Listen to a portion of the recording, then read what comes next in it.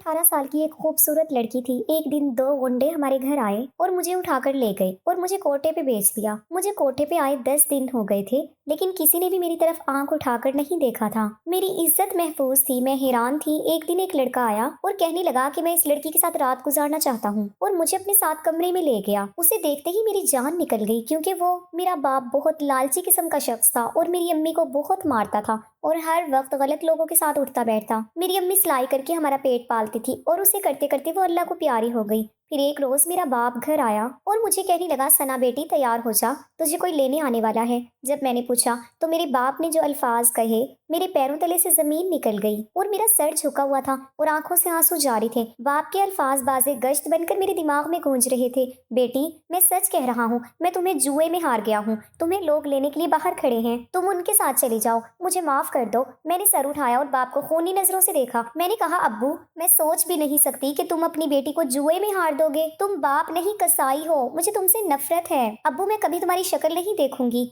अब्बू हाथ बांधे मेरे सामने खड़े मुझसे माफी मांग रहा था और वो भी रो रहा था, लेकिन मुझे उसके रोने की कोई परवाह न थी। उसने मेरे साथ अच्छा नहीं किया, अपनी सगी बेटी को जुए में हार बैठा था। उसे जुए ही खेलना था तो बेटी को दाव पर लगाने की क्या जरूरत थी। तभी बैरूनी दरवाजे पे जोर से दस्तक हुई। बाहर वही लोग खड़े थे जिन्होंने जुए में मुझे जीता था। एक कह रहा था, अशरफ जल्दी करो, हमारे पास वक्त नहीं है वरना हम अंदर घुस आएंगे। मैंने तनवर भरी नजर दरवाजे पर डाली, जैसे वो दोनों अंदर आ गए हों। अब्बू बस बार बार यही अल्फाज दोहराए जा रहा था, मुझे माफ कर दो बेटी, मुझे माफ कर दो बेटी, मैं तुम्हारा गुनाहगार हूँ। मेरे अब्बू मुझे बाजू से पकड़कर बाहर ले गया। बाहर जो दो लड़के खड़े थे वो शक्लो सूरत से बदमाश दिखाई देते थे। उन्होंने हवस भरी नजर से मुझे देखा और एक गाड़ी में बिठाकर चल पड़े। पीछे अब्बू रोते रोते दहलीज पे ढेर हो गया था। मुझे अपनी इज्जत खतरे में लग रही थी। उन दोनों ओबाशों की नजरें मुझे अपने वजूद में गिरती हुई महसूस हो रही थी। मेरा बाप एक जवारी था, उसे जुए की बहुत बुरी लत लग गई थी। जुए की वजह से वो घर का आधा सामान बेच चुका था, जो बचा था वो भी बेचने का इरादा रखता था,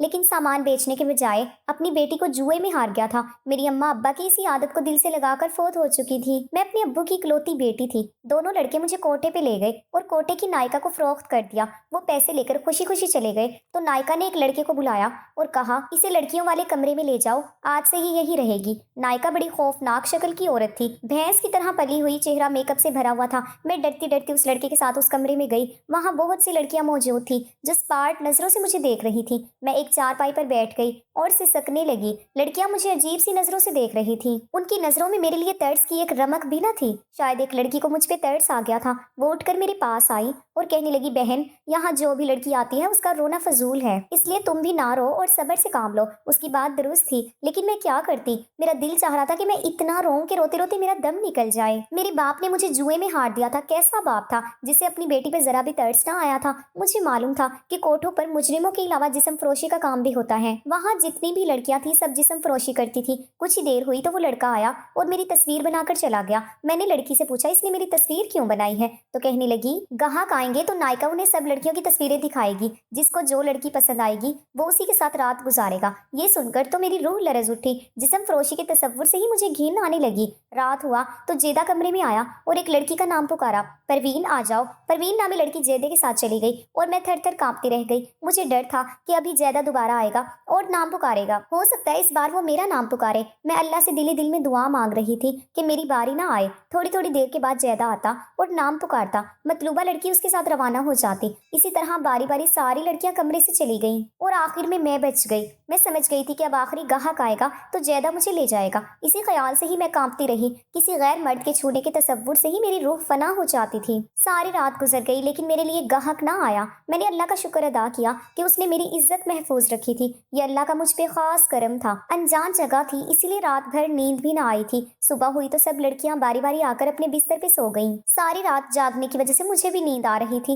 इसीलिए मैं भी सो गई। दोपहर के 2 बजे का वक्त था जब जैदे ने आकर सब लड़कियों को जगाया, लेकिन मुझे ना जगाया। पता नहीं क्यों शाम हुई तो नायिका कमरे में आई और सख्त लहजे में पूछने लगी, रात किस लड़की की तबीयत खराब थी? सब लड़कियों ने एक दूसरे की तरफ देखा था। तभी एक लड़की ने मेरी तरफ इशारा करके बताया तो नायिका मेरे पास आई और मुझे सर तपा गौर से देखने के बाद कहने लगी, देखो लड़की, मैंने तुम्हें भारी कीमत दे के खरीदा है, इसलिए तबीयत की खराबी के बहाने नहीं चलेंगे। तुमने हमेशा यही रहना है और मैं जो कहूंगी तुम्हें करना पड़ेगा, वरना तुम्हारे लिए अच्छा नहीं होगा। बेहतर है रोना धोना छोड़ो और अपने घर को भूल जाओ। मैंने उसके सामने ہاتھ جوڑے اور منتیں کی کہ خدا کے لیے مجھے یہاں سے جانے دو، میں اس ٹائپ کی لڑکی نہیں ہوں، میں ایک عزت دار گھرانے سے تعلق رکھتی ہوں۔ نائکا نے طنزیہ نظروں سے مجھے دیکھا اور ساری لڑکیوں کی طرف دیکھ کر کہنے لگی، یہ ساری لڑکیاں بھی عزت دار گھرانے سے تعلق رکھتی تھی، بس اب مجھے اور کچھ نہیں کہنا اور سننا، آج رات ایک خاص گاہک آ رہا ہے، تم ان سب لڑکیوں میں خوبصورت ہو اور اس گاہک کو بھی خوبصورت لڑکیاں پسند ہیں، اسی لیے اچھے سے تیار ہو جاؤ، زیادہ تمہیں نیا سوٹ لے دے گا۔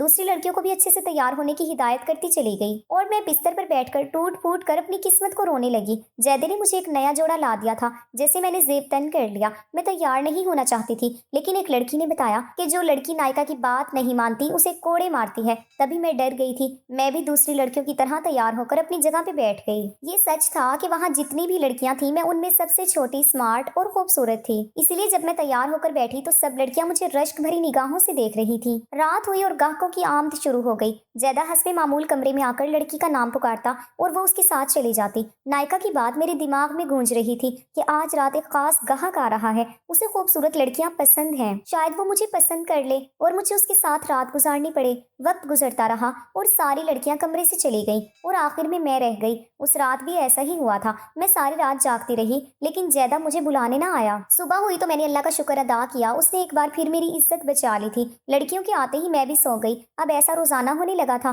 میری سمجھ میں نہیں آ رہا تھا کہ گاہک مجھے پسند کیوں نہیں کر رہے تھے۔ ایک طرف سے تو یہ اچھا تھا، بس میرے دماغ میں یہ سوچ آئی تھی کہ میں خاندان میں خوبصورتی کے لحاظ سے مشہور تھی۔ میرے کزنز مجھے رشک بھری نظروں سے دیکھتے تھے کیونکہ میرا باپ جواری تھا، شاید اسی لیے میرا کوئی رشتہ نہ آیا تھا۔ بعض اوقات والدین کے برے عیب لڑکی کی قسمت پر بدنما داغ بن جاتے ہیں اور یہی داغ ان کے رشتے میں رکاوٹ بن جاتے ہیں۔ میری ماں تو بہت اچھی اور صابر عورت تھی لیکن باپ اچھا نہیں تھا۔ اماں بتاتی تھی کہ ابا اس کا کزن تھا، اس نے باپ کے کہنے پر اس سے شادی کی تھی۔ شادی کے بعد اس کا برے دوستوں میں اٹھنا بیٹھنا شروع ہو گیا تھا، جس کی وجہ سے اسے جوئے کی لت پڑ گئی تھی۔ کئی بار وہ جوئے میں بھاری رقم بھی جیت کر گھر آتا تھا۔ اماں کہتی تھی کہ ثنا کے ابا جوا کھیلنا چھوڑ دیں، یہ حرام کی کمائی ہے، اس سے کوئی فائدہ نہیں ہوتا، اگر جسم میں حرام کا ایک لقمہ بھی رہ جائے تو عبادتیں قبول نہیں ہوتی، تیری اس بری عادت کی وجہ سے ثنا کا رشتہ نہ آئے گا۔ اماں کی باتیں ابا پر اثر نہیں کرتی تھی بلکہ وہ اماں کو ڈانٹ کر چپ کرا دیتا۔ اگر زیادہ تکرار ہوتی تو ابا اماں کو مارنے سے بھی گریز نہ کرتا۔ ابا وقت کماتا نہیں تھا، دن رات باپو برکت رہے تھے،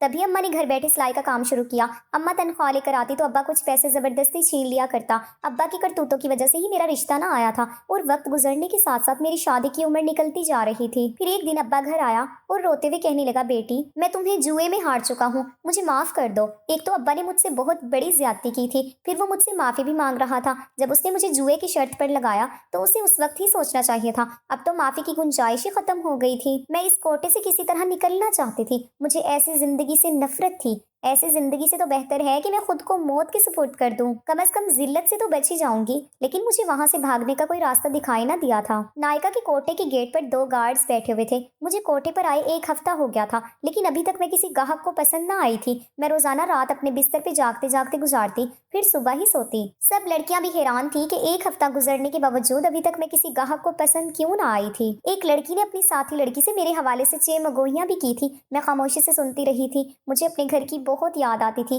ایک بار بھی ابا مجھ سے ملنے نہ آیا تھا، شاید اسے معلوم نہیں تھا کہ جن کے ہاتھوں میں مجھے جوئے میں ہارا ہے وہ مجھے کوٹے پر بیچ گئے ہیں۔ ایک دن میں نے سوچا کہ مجھے نائکا سے بات کرنی چاہیے، میں اس کی منتیں کروں گی کہ مجھے یہاں سے جانے دے اور میں کوئی کام وغیرہ کر کے اس کے پیسے اتار دوں گی۔ اس سے بات کرنے کا موقع ملا تو میں نے اس سے بہت منتیں کی لیکن نائکا کسی بھی طرح نہ مانی، بلکہ کہنے لگی کہ کیا میں بے وقوف ہوں جو تجھے چھوڑ دوں، تو میرے لیے سونے کی چڑیا ہے، اور کمرے میں آ کے بہت روئی تھی، اللہ سے مدد مانگی تھی کہ وہ مجھے اس دلدل سے نکال دے۔ جب میں روتی تھی تو زیادہ مجھے ترس بھری نگاہوں سے دیکھتا لیکن بات کوئی نہیں کرتا تھا۔ ایک رات جب سب لڑکیاں اپنے گاہکوں کے ساتھ رات گزارنے کمروں میں چلی گئیں تو میں اٹھ کر کمرے سے باہر نکل آئی۔ میں نے سوچا تھا کہ شاید مجھے یہاں سے بھاگنے کا موقع مل جائے۔ میں برآمدے میں پہنچی لیکن مجھے نائکا تو کہیں نہ دکھائی دی، لیکن جیدے کے ساتھ ایک آدمی دکھائی دیا۔ اس آدمی کو دیکھتے ہی میرے پیروں تلے سے زمین نکل گئی۔ وہ آدمی ہمارے ہی محلے کا تھا، اس کا نام ارشد تھا، محلے میں معزز آدمی کے نام سے مشہور تھا۔ اس کی عمر 50 سال کے لگ بھگ تھی، وہ شادی شدہ اور جوان بیٹیوں کا باپ تھا۔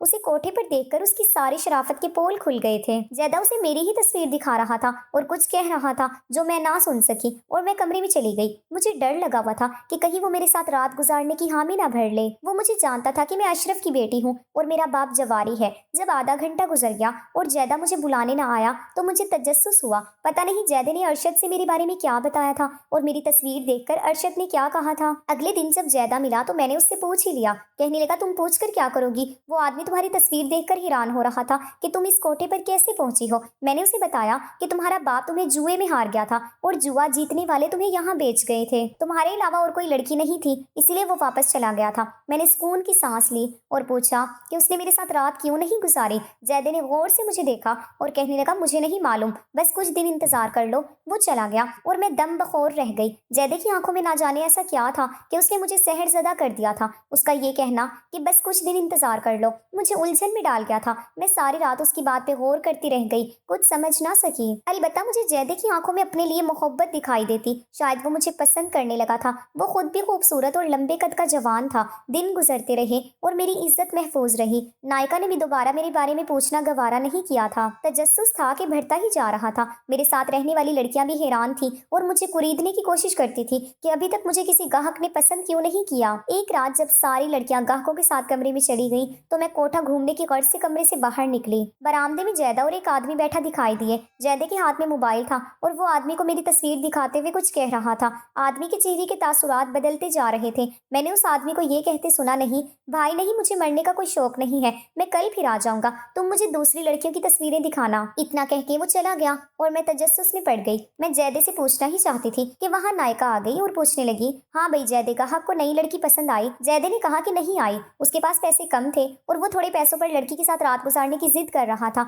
मैं नहीं माना तो वो चला गया। जैदे के झूठ पर मैं हैरान रह गई कि तुमने ठीक किया है, अभी तक किसी मर्द ने उसे नहीं छुआ। मैं उसे किसी अमीर आदमी को पेश करूंगी तो वो उसके साथ रात गुजारने के ढेर सारे पैसे देगा। नायका की बात सुनकर मेरा दिल किया कि मैं इस पे झपट पड़ूं और इसका गला दबा दूं, लेकिन मैं अपने इरादे को अमली जामा ना पहना सके और कमरे में लौट गई। मैं जैदे से बात करने के लिए बेताब थी कि उसने गाहक से क्या कहा था कि उसने मेरे साथ रात गुजारने का इरादा बदल गया था। मैं चुपके चुपके बरामदे में झांक लेती थी, लेकिन नायका जैदे के साथ बैठी होती। इसी तरह रात गुजर गई और मैं जैदे से बात ना कर सकी। मुझे जैदे का किरदार पूरा सरार लगा था। मैं उससे बात करने के लिए मौके की तलाश कर रही थी। मुझे उस कमरे से किसी और कमरे में जाने की इजाजत ना दी, इसीलिए काफी दिनों से मैंने आसमान की शक्ल भी ना देखी। एक दिन नायका अपने कमरे में आराम कर रही थी कि मुझे जैदा बरामदे में अकेला बैठा नजर आया। मैं जल्दी से उसके पास पहुंची। मुझे देखते ही जैदा बौखला गया। अगले ही पल उसने मेरा बाजू पकड़ा और मुझे एक कमरे में ले गया। गुस्से से कहने लगा, तुम अपने कमरे से बाहर क्यों निकली हो? अगर नायका ने देख लिया तो तुम्हारी खैर नहीं होगी,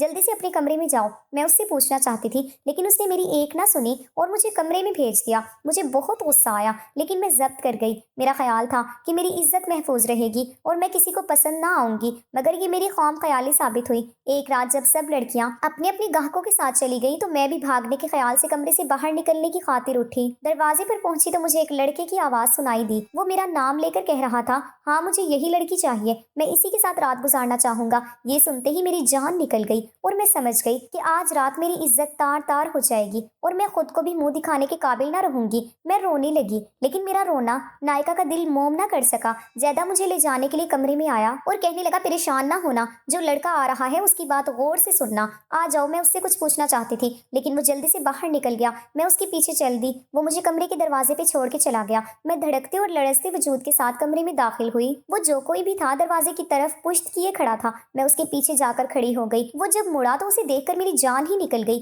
वो तो मेरा कजन अली था। मैं उसे देखकर हैरान रह गई। मेरे मुंह से बेसाख्ता निकला, अली मेरी खाला का बेटा था। वो मुस्कुराया और मुझे बिस्तर पर बिठाने के बाद खुद भी बैठा और कहने लगा, सना मेरी जैदे से बात हो गई है, नायका सो जाए, फिर वो हमें इस कोठे से बाहर निकाल लेगा। मैं घूम घूम की कैफियत में मुब्तला होकर उसे देखती रह गई। मेरी समझ में कुछ नहीं आ रहा था। मैं पूछना चाहती थी, मगर उसने होठों पर उंगली रखकर मुझे खामोश रहने का इशारा किया और कहा कि पहले हम यहाँ से निकल जाएं, फिर तुम्हें पूरी बात बताऊंगा। कोठे से निकलने के तसव्वुर से मेरी रूह सरशार हो गई। तकरीबन 1 घंटे के बाद जैदा कमरे में आया और हमें बाहर आने का कहा। हम उसके पीछे कमरे से बाहर निकल आए। जैदे ने बताया कि नायका सो गई है, एक गार्ड वॉशरूम में है और दूसरे को मैं बातों में लगाता हूँ, तुम सना को लेकर यहाँ से निकल जाओ। हमने ऐसा ही किया। गेट पर एक गार्ड मौजूद था और जैदे ने उसे बातों में लगाया और मैं अली के साथ निकल गई। वो सीधा मुझे अपने दोस्त के फ्लैट पे ले गया। मैं बेहद खुश थी। मुझे यूं लग रहा था जैसे मुझे नई आज़ादी मिली हो। मैं सारी बात जानने के लिए बेचैन थी। तभी अली ने तफसील बताना शुरू की। मैं किसी काम से तुम्हारे घर गया था,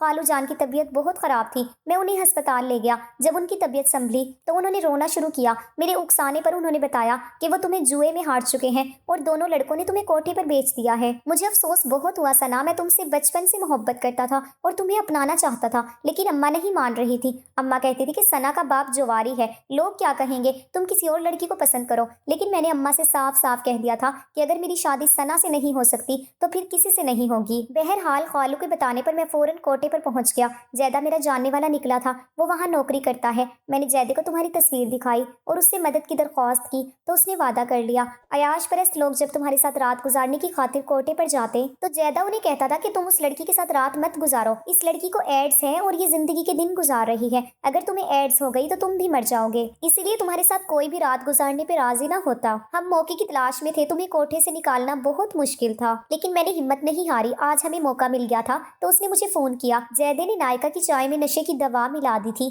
अब वो सुबह से पहले होश में नहीं आएगी। गार्ड का मसला था तो एक गार्ड इत्तेफाक से वॉशरूम गया हुआ था, दूसरे को जैदे ने बातों में लगा दिया था। अब तुम्हारे भागने का इल्जाम जैदे पर नहीं आएगा, मैं तुम्हें सुबह घर ले जाऊंगा और हम दोनों सादगी से शादी करेंगे। क्या तुम मुझसे शादी करना चाहोगी? अली की बातें सुनकर मेरे अंदर सुकून की लहर दौड़ गई थी। मैंने अल्लाह का शुक्र अदा किया था। सारी बात मेरी समझ में आ गई थी कि मेरी इज्जत अगर महफूज रही तो अली और जैदे की वजह से। इसका सिला तो मैं जैदे को नहीं दे सकती थी, लेकिन इसका अजर अल्लाह पाक उसे जरूर देगा। सुबह होते ही मैं अली के साथ खाला के घर पहुंच गई और अली ने सब कुछ अपनी माँ को बताया। मेरी खाला भी हमारी शादी करने पर राजी हो गई और उसी शाम ही हमारा सादगी से निकाह हो गया। हमारे निकाह में मेरे बाप ने भी शिरकत की थी। वो बहुत शर्मिंदा था और बार बार मुझसे माफिया मांग रहा था। आखिर मैंने अब्बा को माफ कर दिया और अली के साथ जिंदगी गुजारने लगी। वीडियो अगर पसंद आए तो लाइक और शेयर जरूर कीजिएगा और हमारे चैनल को जरूर सब्सक्राइब कीजिएगा ताकि हर आने वाली वीडियो का नोटिफिकेशन बर वक्त आपको मिल सके।